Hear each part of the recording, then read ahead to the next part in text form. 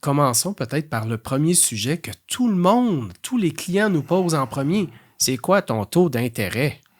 Quelle fantastique question, on reçoit toujours, hein?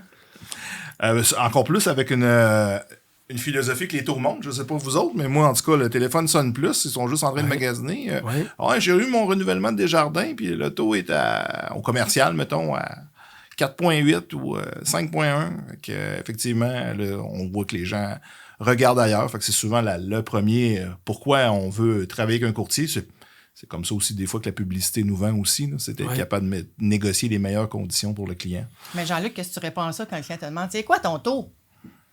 Je dis ça dépend. Parce qu'au commercial, contrairement au résidentiel, on n'est pas capable de dire un taux en fonction comme ça.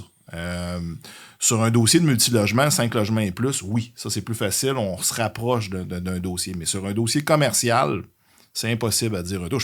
Souvent, je donne une fourchette parce que je suis pas capable de préciser. Ça dépend de la force financière de mon client, ça dépend de l'immeuble, ça dépend c'est quoi le type de locataire. Le montant de financement. Le montant de financement, le montant de oui, financement, même je affaire. dirais. Ben oui, effectivement. SCHL, conventionnel, il existe plusieurs éléments, mais en tant que tel, point de vue taux d'intérêt, malgré tout, quand on travaille avec un courtier hypothécaire, il y a quand même certains avantages, mais il faut garder à l'esprit que le taux d'intérêt, c'est une dépense déductible. Ça ne devrait pas être la première chose que le client regarde. Tu as tellement raison quand tu dis ça, parce que oui, le taux d'intérêt, c'est important, puis les gens magasinent pour ça.